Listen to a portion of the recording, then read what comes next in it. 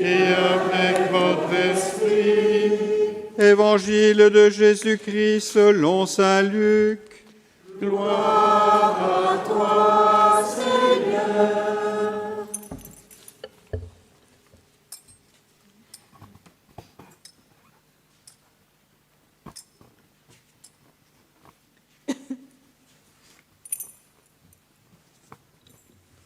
En ce temps-là, les 72 disciples que Jésus avait envoyés revinrent tout joyeux en disant : « Seigneur, même les démons nous sont soumis en ton nom. » Jésus leur dit : « Je regardais Satan tomber du ciel comme l'éclair.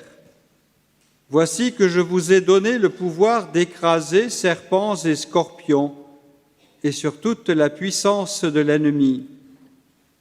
Absolument rien ne pourra vous nuire. Toutefois, ne vous réjouissez pas parce que les esprits vous sont soumis, mais réjouissez-vous parce que vos noms se trouvent inscrits dans les cieux. » À l'heure même, Jésus exulta de joie sous l'action de l'Esprit Saint et il dit : « Père, Seigneur du ciel et de la terre, je proclame ta louange. Ce que tu as caché aux sages et aux savants, tu l'as révélé aux tout-petits. Oui, Père, tu l'as voulu ainsi dans ta bienveillance. Tout m'a été remis par mon Père. Personne ne connaît qui est le Fils sinon le Père, et personne ne connaît qui est le Père sinon le Fils, et celui à qui le Fils veut le révéler. » Puis il se tourna vers ses disciples et leur dit en particulier : « Heureux les yeux qui voient ce que vous voyez, car, je vous le déclare, beaucoup de prophètes et de rois ont voulu voir ce que vous-même voyez et ne l'ont pas vu, entendre ce que vous entendez et ne l'ont pas entendu. » Acclamons la parole de Dieu.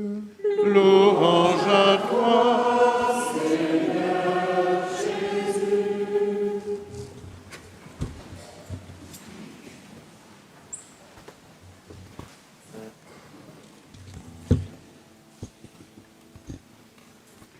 Bien, c'est la fin de l'année. C'est un secret pour personne. Plus que quelques minutes. Et vous savez comment c'est quand on arrive à la fin de l'année, eh bien, toute la société va passer une étape. Les retraites vont augmenter. Je ne pense pas dans le clergé, ça ne doit pas marcher comme ça, pas grand-chose qui augmente. Hein. Mais bon, les entreprises font leur bilan. Voilà, c'est la fin de l'année fiscale, on va faire les reçus, tout ça. Les inventaires commerciaux, on ferme les boutiques, on remet les compteurs à zéro. Un temps s'achève et un autre temps va commencer. Mais ce temps qui commence, pour nous, chrétiens, n'est pas un temps comme les autres temps. Parce que nous savons que notre temps est habité. Voilà. Nous ne vivons pas le temps comme simplement du temps à occuper. Alors, quand ce n'est pas le travail, qu'est-ce qui reste? La distraction. Mais nous savons que le temps est habité, que le temps a un sens. Et cette année qui s'ouvre spécialement, ce sera une année de pèlerinage. Alors ça tombe bien dans un lieu de pèlerinage. Hein. Oui, le thème de cette année sainte que le Saint-Père nous a indiqué, eh bien, c'est pèlerins de l'espérance. Nous espérons accueillir de nombreux pèlerins tout au long de cette année dans ce sanctuaire. Venez, revenez avec vos amis, vos connaissances, vos familles. Goûtez à cette présence aimante de la Mère de Dieu qui est mère d'espérance. Dans ce temps où on n'espère plus grand-chose. Pour un chrétien, oui, la vie entière est un pèlerinage. Alors pas à Notre-Dame-du-Lot, parce qu'il faut bien qu'on habite notre maison quand même. Mais toute notre vie intérieure est un pèlerinage. C'est une marche avec ses épreuves, ses blessures, les ampoules aux pieds de temps en temps. C'est une marche, mais aussi avec ses joies, avec ses enthousiasmes, avec ses rencontres. Et notre vie est une marche qui nous amène jusqu'au cœur de Dieu. Être pèlerin, c'est partir d'un point pour arriver à un autre. Et pendant ce déplacement, il se passe quelque chose. Si on revient de pèlerinage comme on en est parti, c'est à désespérer. Le pèlerin, il change, il sent bien que quelque chose se passe dans sa vie. Pèlerinage, c'est une œuvre de transformation intérieure, un chemin de conversion pour une vie nouvelle, une démarche. Et une démarche, ça demande du temps. C'est pour cela que le Seigneur nous offre du temps, et particulièrement cette année jubilaire. Elle est un don de Dieu. Nous ne sommes pas les maîtres du temps. Et c'est pour ça que la liturgie existe. Ben oui. Nous allons renouveler tout le mystère du salut tout au long de cette année. Le temps est habité, le temps a un sens, il n'est pas vide. Et ce temps qui nous est donné nous est offert pour une transformation, une conversion. Le jubilé, c'est d'abord ça. C'est d'abord du temps que Dieu nous donne pour lui. Pour lui. Pour le remettre au centre du jeu. Du temps que Dieu nous donne pour un déplacement intérieur. Vous savez, l'espérance, c'est une vertu qui nous tourne vers l'avenir. Eh oui, la vie de foi, ce n'est pas le conservatoire de la poussière. L'espérance, c'est une vertu dynamique qui nous pousse de l'avant, qui nous tourne vers Dieu.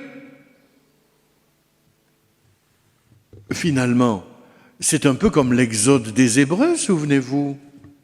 Ils quittent la terre d'esclavage en Égypte. Ils ont l'espérance de la terre promise par Dieu et ils vont marcher pendant 40 ans. Et le peuple va se renouveler tout entier, c'est pour ça que c'est si long.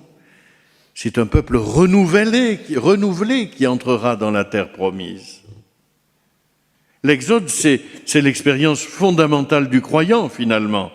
Ce déplacement intérieur, ce pèlerinage qui nous amène à la terre promise qui est pour nous le cœur de Dieu, pour nous chrétiens. Une terre de liberté que Dieu nous offre.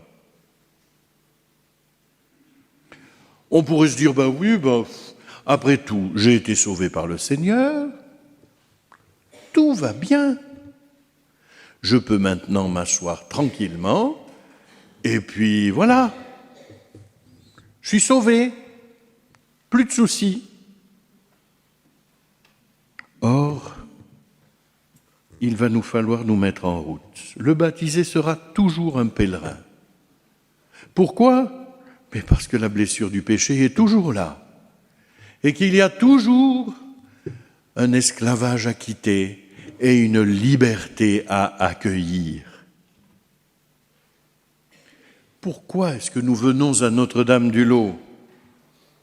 Il y a une belle vue, on mange bien, nos sœurs chantent magnifiquement. Mais nous venons surtout pour changer de vie. C'est pour que quelque chose change. On bénéficie du ministère d'une équipe d'extraordinaires de chapelains. Et oui, frères et sœurs, nous avons toujours un chemin à faire. Sans cesse, nous aurons à revenir à ce chemin de libération. Nous sommes toujours trop encombrés de nous-mêmes. L'espérance, elle nous invite à tout lâcher et à courir. Elle est certaine, l'espérance, pas un vague espoir. Elle est certaine. Le Seigneur est au bout du chemin. Voyez-vous, le jubilé, c'est donc pas simplement une fête comme un feu de paille, quoi. Hein? Alors, on fait un magnifique feu d'artifice à la Tour Eiffel ce soir, voilà. Puis demain, c'est fini, quoi. Hein? On ramasse les papiers gras et c'est terminé. Mais le jubilé, c'est pas ça. C'est un chemin, une démarche qui va nourrir, fortifier en nous l'espérance de la rencontre avec le Seigneur. C'est un pas à pas avec le Seigneur qui vient redonner du sens à notre vie. L'espérance, c'est toujours une aventure. C'est toujours une aventure. La vie avec le Seigneur, c'est une aventure. C'est une aventure. On ne sait pas de quoi demain sera fait. J'avais des amis comme ça. Ils me disaient, oh ben, je comprends, on ne se marie pas parce que, bon, on ne connaît pas l'avenir, quoi. Hein, ouais. Je dis, mais enfin, vous avez 2 enfants, un crédit sur la maison, l'avenir, on ne connaît pas l'avenir. Mais justement, c'est parce qu'on ne connaît pas l'avenir qu'on s'engage. C'est justement parce qu'on ne connaît pas l'avenir qu'on s'engage. C'est justement parce que l'avenir appartient à Dieu que nous entrons dans le chemin de l'espérance, que nous voulons vivre l'aventure de la foi. Parce que nous sommes dans sa main. Qu'avons-nous à craindre ?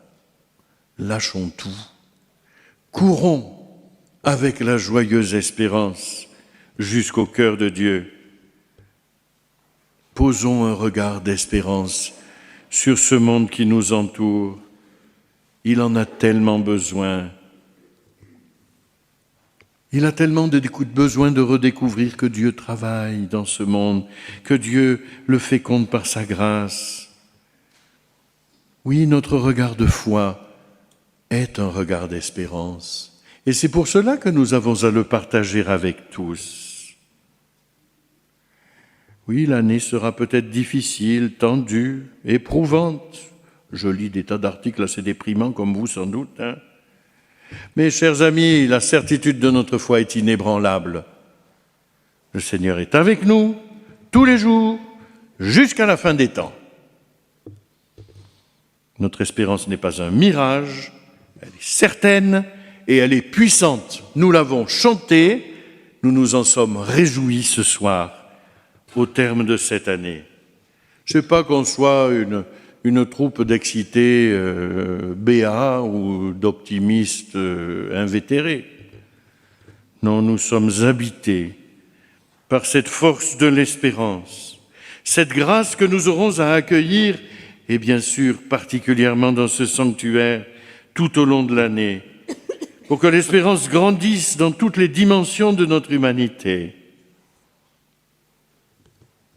On peut être sans illusion, mais on ne peut pas être sans espérance. Alors moi, c'est ce que je vous souhaite pour cette année. Oui, les illusions, elles tomberont peut-être, mais l'espérance, elle ne tombera jamais, parce qu'elle n'a jamais fini de recommencer.